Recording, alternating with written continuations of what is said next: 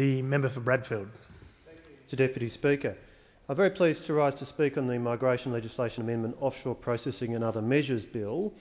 Mr Deputy Speaker, this bill removes Section 198A of the Migration Act, as well as doing some other things consequent upon the amendments the government has just moved.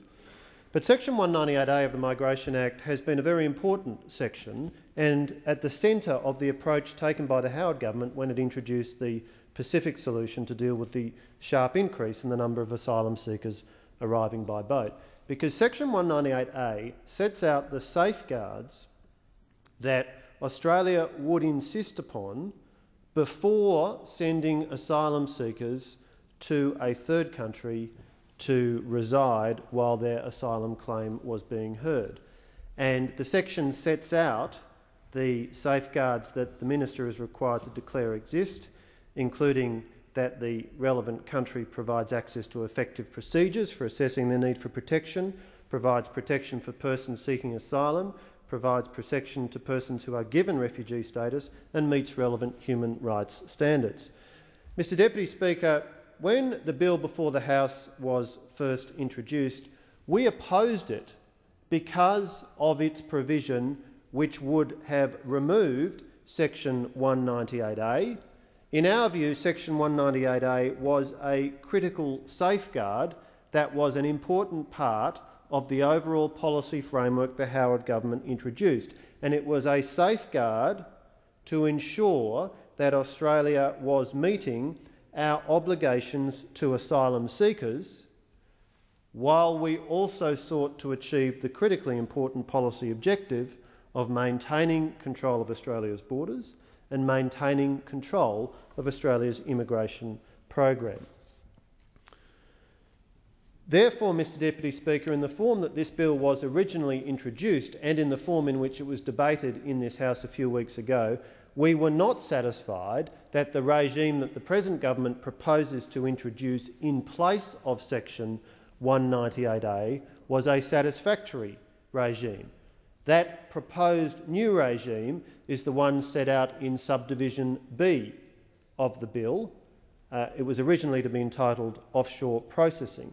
And in our view, that subdivision set out materially lower standards which the Minister was required to meet before he or she could declare an offshore country as suitable for Australia to send asylum seekers to. Following the debate in this parliament a few weeks ago, the government subsequently commissioned and has now received the report of the expert panel on asylum seekers. And the government has now reintroduced this bill together with, very importantly, some amendments. There are two main classes of amendment that the government has introduced. One of them, as is so typical of this government, is to deal with the window dressing. And throughout the bill, the term offshore processing is removed and replaced with the term regional processing. The substantive amendment, Mr Deputy Speaker, is the one that would add proposed sections 198AB, 1A and 1B. And the important thing about those amendments is that they require that before the Minister can give effect to his declaration that a particular country could be a regional processing country, that's to say before the Minister's declaration could come into effect and before, therefore, the Minister could implement the decision and begin sending asylum seekers to that third country for them to stay while their claims for asylum were considered, there would have to be either a resolution passed by both Houses of Parliament or a period of 5 sitting days in which the Minister's declaration had been laid before each House and during which no disallowance motion had been passed by either House. So that is an important additional safeguard which has been added in and is a material difference from what was in the form of the bill that was previously considered. Now, Mr Deputy Speaker, the government is seeking to give the impression that all of this is part of it moving immediately to restore offshore processing in Nauru and in Manus Island in Papua New Guinea. the same locations where processing occurred for several years under the Howard government as part of a policy framework which was demonstrably successful in materially reducing and essentially eliminating the flow of asylum seekers by boat. The important point about the amendment and the bill before the House this morning, Mr Deputy Speaker, is that to reopen offshore processing in Manus Island and in Nauru does not require this bill or this amendment. The Minister could, of course, make a declaration to that effect under the existing Act. Nevertheless, Mr Speaker, the Coalition has indicated that we will support the bill as amended, but we also make the point that this has been a long and painful, convoluted process to get to this point. In the first phase of what's effectively been a three-stage process, between 2000 and 2007, the Howard government developed and implemented an effective policy to reduce the number of asylum seekers arriving by boat to very low numbers indeed, from 4,137 in 2000-2001, over the 5 years to 2006-07, the annual arrival numbers dropped to 0, 82, 0, 61 and 133.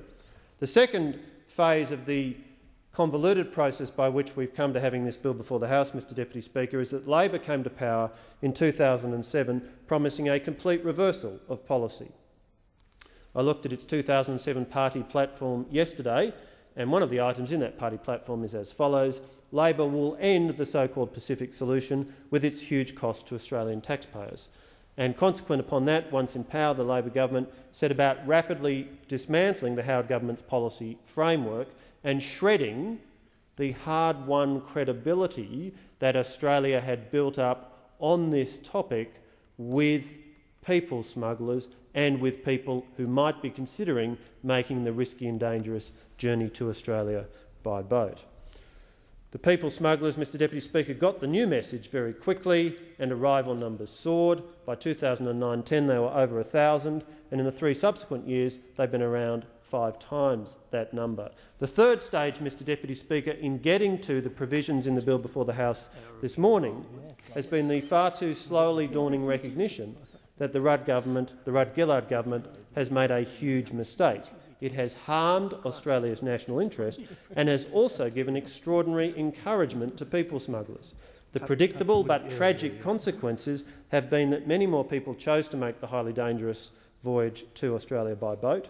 One of the most disturbing parts of the expert group's report is Table 7 on page 84, which sets out what is known about the deaths of asylum seekers coming to Australia by boat. And that shows a total number of 964 deaths known to have occurred since 2000, over 600 of which have occurred since Labor came to power and changed its policy.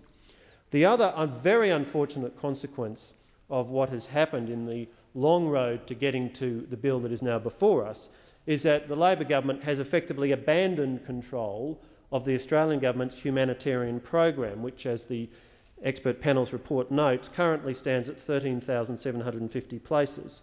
But control of that program has essentially been abandoned to the people smugglers, so that rather than Australia and its government deciding who amongst the world's 15 million refugees should come into Australia under that humanitarian program, we have effectively subcontracted that decision-making to international criminals. Mr Deputy Speaker, the long and convoluted road to get to the bill before the House this morning is a powerful illustration of a lesson which applies in so many areas of public policy.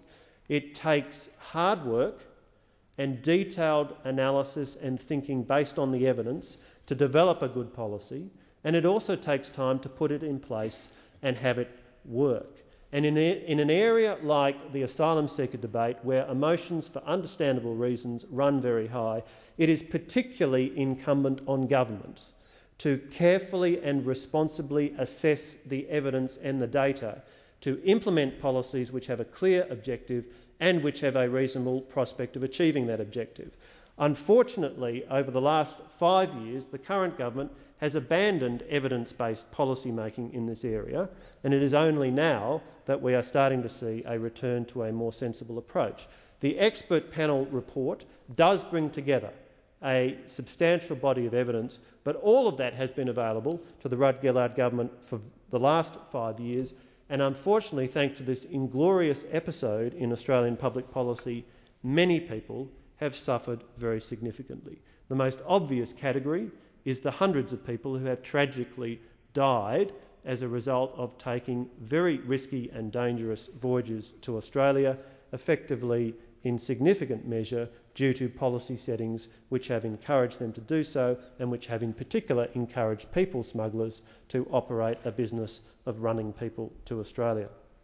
Another group which has suffered is the thousands of people in refugee camps around the world who might already now be in Australia under our special humanitarian program had we not effectively subcontracted management of that program to international criminals. And of course, as many of my colleagues have noted, a significant amount of public money has been squandered due to mismanagement in this area, money which could be spent on the many other important priorities which government faces. So, Mr Deputy Speaker, this has been an inglorious episode in Australian public policy.